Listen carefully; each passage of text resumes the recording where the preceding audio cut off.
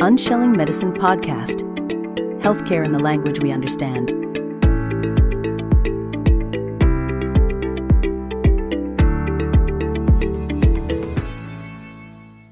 Hello, everybody. Welcome to another episode. Today, I have the pleasure of having Michelle Davies with me today. So Michelle is going to help us talk about brain fog and how to deal with that. How do we heal ourselves from it? How do we manage it? Hi, Michelle. Welcome to the show. Hi. Thank you so much for having me. It's such a pleasure to be here with you. Thank you. I absolutely love it. Thank you for being here. So, Michelle, tell our audience about you, what you've done, and, the clarity that we so desperately need out of, the brain fog that is human existence. Yes. So I have been in natural therapy for 27 years, practicing osteopathy. And so I graduated in 1997, having studied 4 years as a degree in osteopathy. And I've published 2 books in that time. The first book was called Miracle Worker, and the second book, which I thought we could talk about this evening or this afternoon for you maybe on this show, because that's called Mental Clarity. And we do have a mental health crisis because one person dies by suicide every 40 seconds, and 32 people are diagnosed with mental illness every second. So one of the reasons for publishing this book was to be able to give hope and faith and trust in people's bodies that they can do things that could help their brain, and so they could feel that they are in charge of their mental health and there are things that they could do. So, Michelle, in your opinion, why do you think we have such a crisis recently? And unfortunately, it does not matter how old, right? So it affects, when we're talking about suicide, it affects people of all ages. Why is that such a crisis recently? I'm not sure if it is more of a crisis recently or that it's actually just spoken about perhaps more. Okay. I have been treating patients in my practice with depression, anxiety, suicide ideation for a long time. So I don't necessarily know if it's something that's more so now. I think it's hard to tell, isn't it? It is. But the area of work I work in, it isn't really discussed very much. I'm not sure that people are aware of that, which is another reason for publishing the book. Because in osteopathy, we're taught craniosacral osteopathy as part of the training. And that enables us to be able to treat conditions of the brain. So we can improve the brain health because we access the fluid which bathes the brain. We can help the brain to detox. And I'm not aware that people with mental illness are aware of that there is actually a hands-on healing treatment that is very effective for depression and anxiety. I think if more people knew about it, then perhaps more people can be saved. I've certainly been presented with many patients that have been told that there isn't anything more that can be done. Right. They are already on maximum medications. They've been hospitalized and still they're self-harming and they're considering suicide on a regular basis. But then they have some treatments and maybe they do some biofrequency healing work remotely and they're getting their life back, or they've improved their condition and they're feeling significantly better. And so I think there needs to be perhaps more people like myself working with more patients with mental illness, because it is treatable. I mean, from my point of view, from the work that I'm doing and the success that I get, it is treatable. And I don't think people realize that, because I think they think perhaps that they can't be helped. most people don't realize that. And when we're talking about depression and anxiety, it is the feeling of doom and gloom, and that the end of it all, there's no light seen, light of rescue. So why do you think in your practice, or at least in your training, it is not talked about a lot how your training can be beneficial, with the manipulation of that cerebrospinal fluid that bathes the brain as a potential treatment or intervention for depression and anxiety? Is there a reason behind that? Because in the field of healthcare, right, everything is about evidence-based practice. Is it because there's not enough studies or enough approval, or why is it so gate kept? Yeah, so I would say that number one, it doesn't suit the pharmaceutical model because we don't prescribe medication and we take people off drugs and we get their body healing itself. So that's not good business for Big Pharma and for the authorities. And so that's one of the issues. And you're correct in saying that about, it's evidence-based medicine. And we don't have that evidence base because there isn't the funding. And then the problem is, even if there was the funding, is the truth going to be printed anyway? Because they don't necessarily want to know the truth. Right. Because again, it's not profitable. It's not profitable. So yeah. I think probably it comes down to that. And most of us work in private practice. And so it would be very difficult for us to be able to do the research. So that brings another problem to light, right? Because the practices that support pharmaceutical prescription are covered by insurance. However, holistic private practice like yourself are not necessarily covered by insurance or benefit. So the participants will have to pay out of pocket. Is that true of your practice? It is, yeah. And the other problem that we have as well is that osteopaths certainly are restricted to what they can advertise that they treat and what they can help.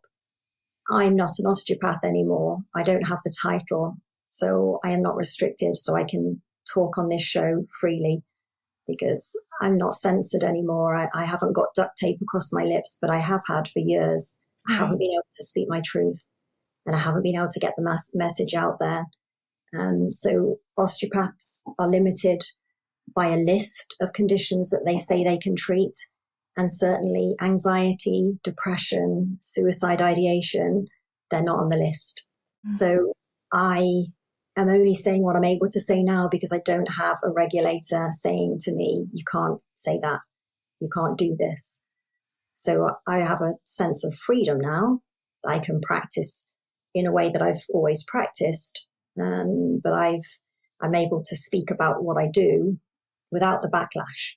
And unfortunately, a lot of the osteopaths who do craniosacral osteopathy, they will be regulated by the regulator. And so they wouldn't be able to speak as freely as I am speaking now. That is really common in our industry, and the line items have taken the place of care, right? Healthcare is now health line item or health profit. And it's a frustration that I have seen quite a bit, where practitioners, well-meaning practitioners in the modern healthcare system, are not able to speak freely or showcase the things that they've been able to do or support their patient in the conventional medicine arena that has been successful. That is why we have a lot of distrust today in healthcare when it comes to doctor-patient relationship, where people are, taking on their treatment, in secret, right? And not communicating to their primary practitioners. Some of these things are leading to people either being boxed as non-compliant or they're having fatal or near fatal interactions because of integrative treatment. So is there a way that we can all work together? Because I believe that anybody who gets into the space to help somebody in healthcare got in with the right reason to help. Yeah, Right. Right. That we all had that in mind getting into this space. definitely. So is there a way that we can all collaboratively still work in that care aspect of things without jeopardizing our own livelihood? Because that's what it comes down to. People get blackballed, right? Is there a way around it in your experience and, with your dream and expectation? I think it isn't the people on the ground where the problem lies. It's the authority dictating above and then down. Certainly, all of us just want to help people, don't we, to get better and improve their lives. But yeah, and it's unfortunate, really, that it's the authorities above us that give us the orders.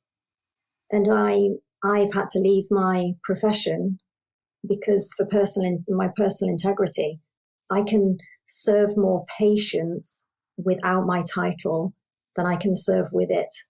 So I think it ends with osteopaths leaving the register. So you find then that there's another group of professional people then that practice without a title, because actually they have to choose between serving the regulator and serving the patient. And in my case, I'm serving God. So I had to choose between serving God or serving the regulator. Yeah. And I came to the point which I couldn't do both anymore, because actually I was lying to the public. I was deceiving the public. So I just decided that I would change my path, even though I was an osteopath from the age of 22. Wow. And I decided to be an osteopath when I was 13. Wow. So my whole life was dedicated to being an osteopath. But unfortunately, that's my story. And I think it's a story of many osteopaths as well that actually just practice without a title anymore. Wow. And osteopathy's been around actually since 1874. It's a really long time. We have a very long history of being around. But there would be a lot more of us on the register if we were free to practice as we want to, because we all just want people to get better. Right. We're healers, aren't we? All of us that are working with patients, we want to invoke a healing response. So it has to change at the top, I think. So with mental clarity, a person seeking mental clarity, and, as you've so eloquently stated, a lot of osteopaths are no longer on the registry or maintaining their licenses because of the restrictions that comes with it, and they practice outside of being under a body. If a person is seeking to get help, how can they find those osteopaths who are actually in their crafts and looking to help? Because there's a registry where if I go in to find an osteopath under the licensure in my state, in my geographical area, I'll get a list, right? So if a person is no longer on the registry, what is that connection? What is that community like? How do I seek that treatment from somebody that I know my best interest is foremost? Not that the others that are on the registry are not, but, if I want to get treated outside of the watching eyes in a sense. Yeah. So most of that really is by word of mouth rather than actually being a particular group. Got it. There is something in the background that's being worked on currently. I'm within a group, but it hasn't quite reached that point where it's available for the world.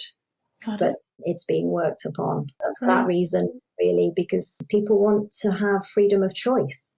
They want to be able to choose who they go to consult for health conditions, particularly when it comes to mental health. Mm-hmm. Because as we've said before, it's just such a crisis. So, and still carries a lot of stigma, right? Still carries a lot of stigma where people are still unsure or concerned about how society would perceive them if they admit to what goes on in their head or what goes on in general. Really interesting to raise that point, because most of the patients, if not all of the patients I treat with a mental ill health problem, they actually have got that because of their birth or because they've had a concussion, they've had an injury to their head, or they're living a very stressful life, but they've had trauma, emotional trauma or physical trauma. And when they actually realize that it's not their fault, so they have this depression they're living with and self-harm, they start to understand that, oh, it could be my birth that caused me to be this way. Well, I didn't have any part to play in that. It's not my fault then. And so I would say all of the patients I'm treating, there is actually a physical reason for the mental health issue. That's very reassuring, certainly for patients I treat, because then they appreciate it, that they are suffering, but it's not because of their mental state in a way. It's because something physical has happened to the head. It's affected the brain because the fluid around the brain isn't flowing. So the fluid doesn't take the toxins away. The toxins are sitting in the brain and it causes toxic thoughts. And toxic thoughts lead to toxic actions. And toxic actions lead to toxic habits. And then they can start to appreciate it's not their fault. There's actually a reason, and they can start healing because of that. They've got an answer, because a lot of patients with mental illness, they're seeking for an answer. They don't understand why are they in this position, because they've got family, they've got friends, they make connections with people. They could be very successful at work as well. And they have a lot of love, they do a lot of good things, and they're still suffering. And it's really hard for them to understand that. But then when they see, wow, it's because I had a concussion when I was 6. I hit my head on a trampoline. Are you telling me that that's the reason that I've got this mental illness now? Yes, it's very possible that it's that, or it's because you underwent a really traumatic delivery into the world. You were delivered by forceps or Von-2s, or you were born too quick or too slow, or your shoulder got stuck. But something actually happened to you which affected the way that your brain wasn't detoxing. This is part of the chapter within my book where I talk about the anatomy of the brain, and then how if you hurt part of the brain, how that makes you unwell, how it makes you actually sick. So if you can look after your brain by eating the right foods, drinking enough water, going to sleep at a reasonable time, going into a deep sleep, exercising, brain exercises and prayers, breathing.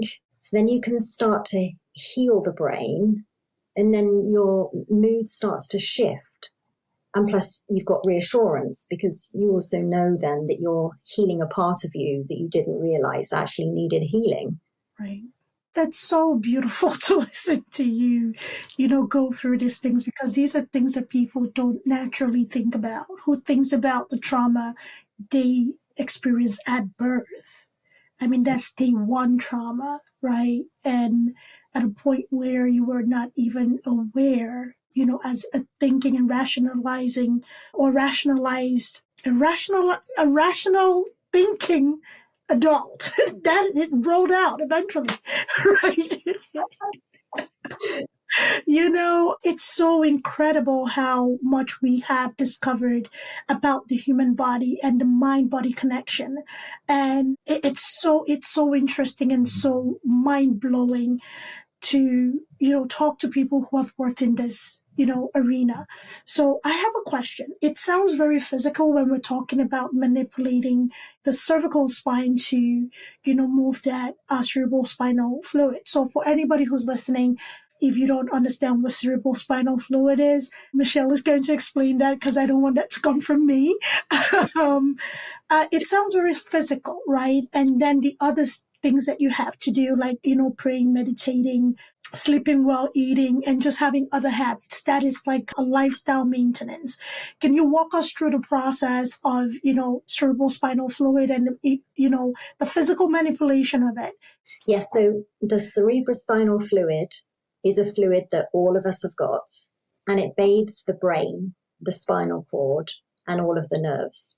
And it's meant to flow around the body at a certain rate and rhythm and amplitude. And we get sick when that isn't flowing at that correct rate.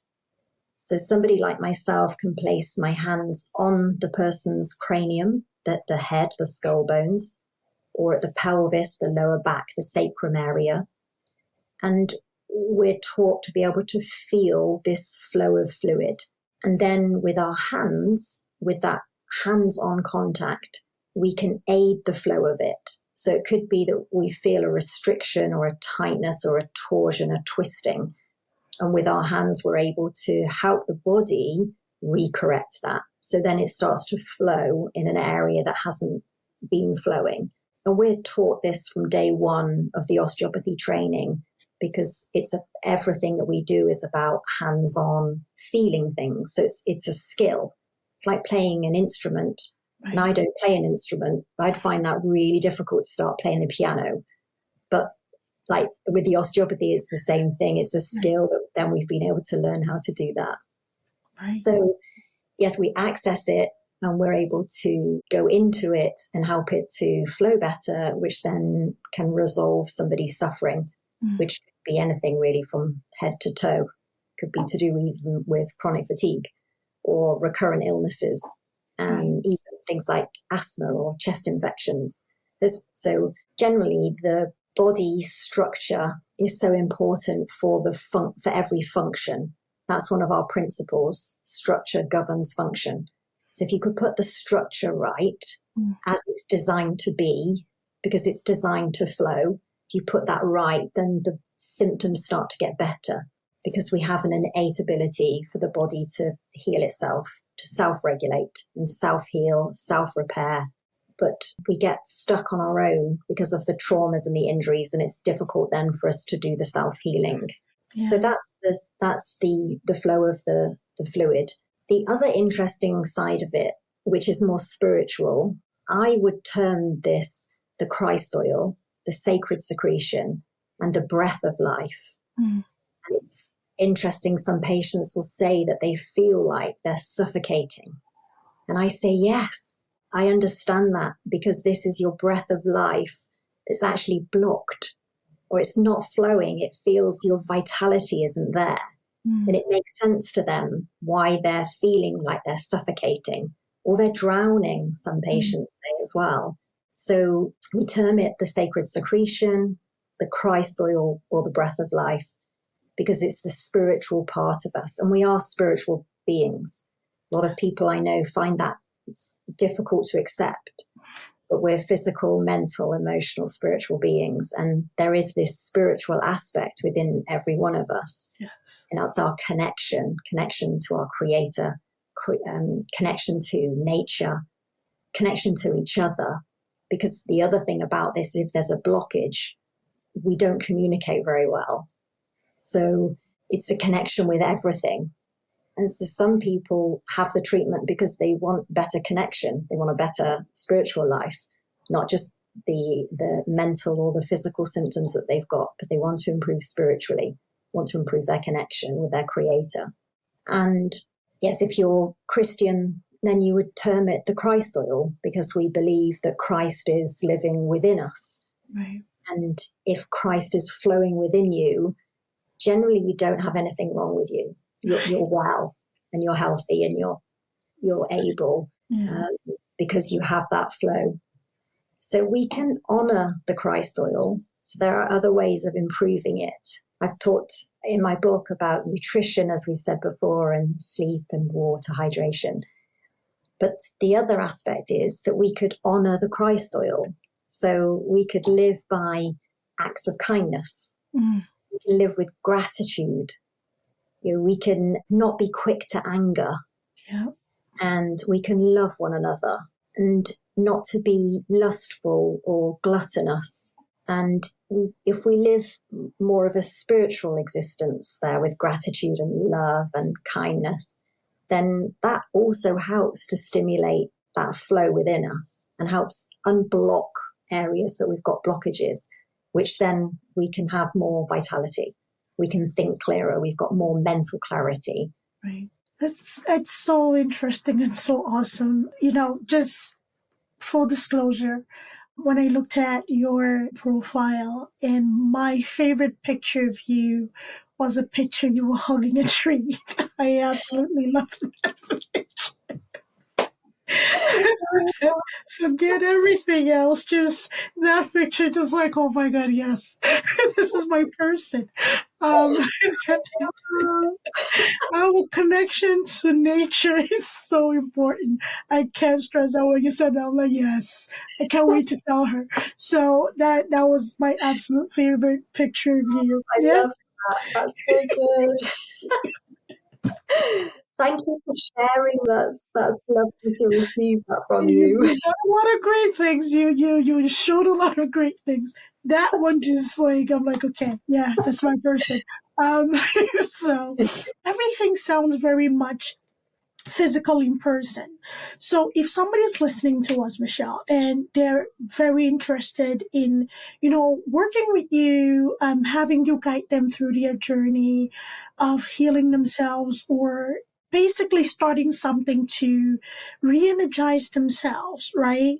How can they do that if, you are a practitioner of so many years, and you know the nuances, you know what to listen for, you know how to unplug certain channels within a person to, revive them and, bring back that life into them. So how can a person find you, work with you, or find somebody in the immediate geographical area who may still be on the registry or on the board, but they do want to work with you?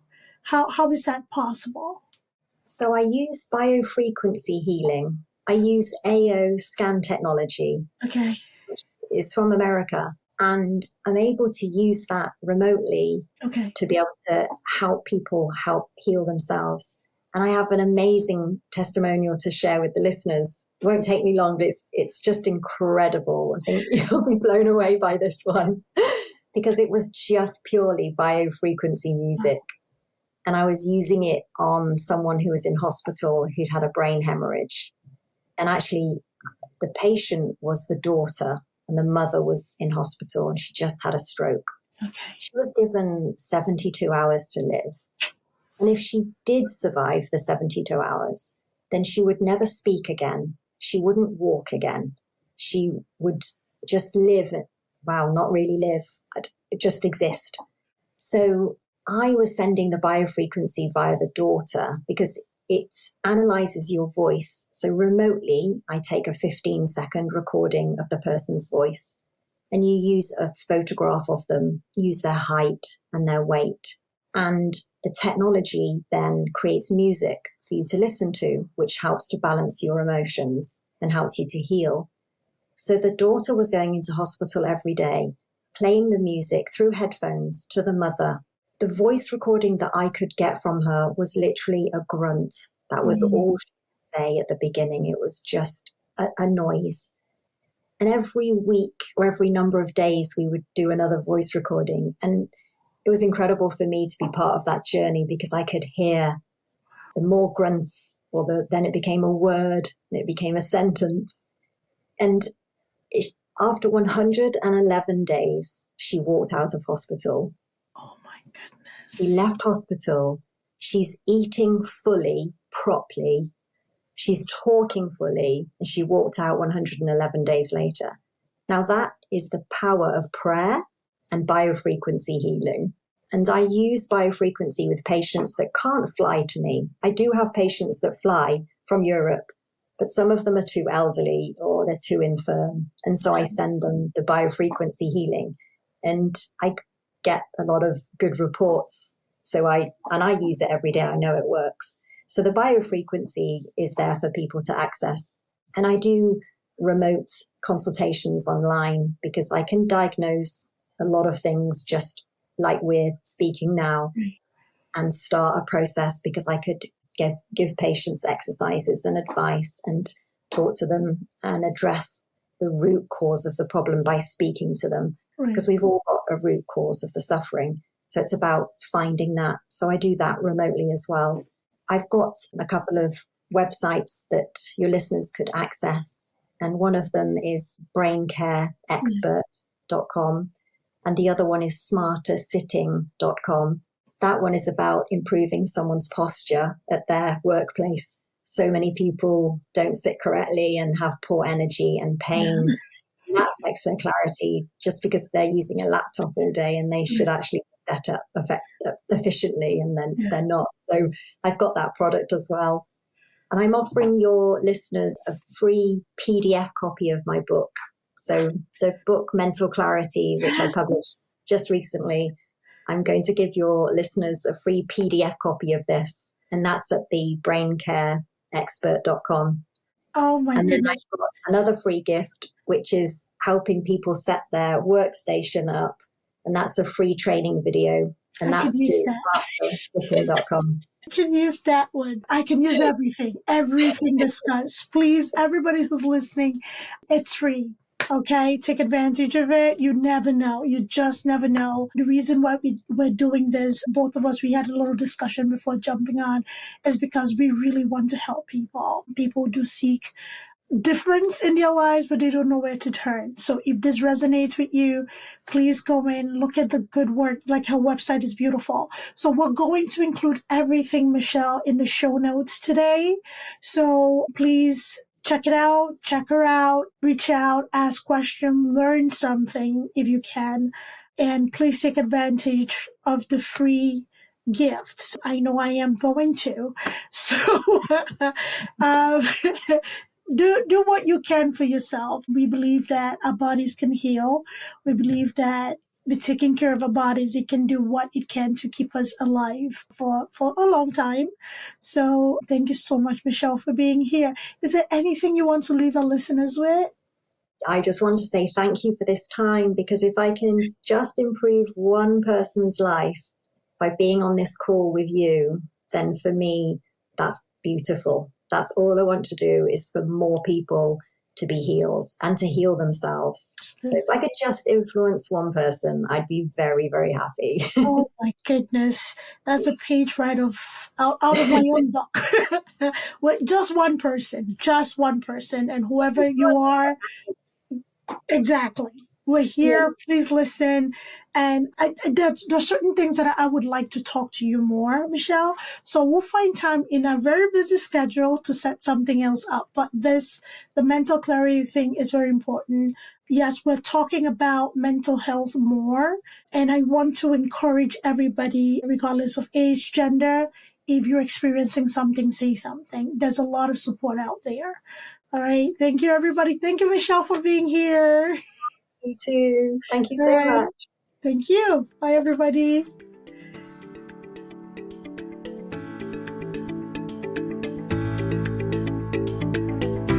Thanks for tuning in to Unshelling Medicine Podcast. If you want to stay up to date with the latest episodes, make sure to hit that subscribe button on your favorite podcast platform. If you enjoyed today's episode, please take a moment to leave us a review. Follow us on social media at Altruistic Scribe on Instagram, TikTok, Facebook, YouTube, and LinkedIn. We share additional tips, updates, and health-related content that you won't want to miss. Have any questions or topics you'd like us to cover in future episodes? Reach out to us at altruisticscribeco.com.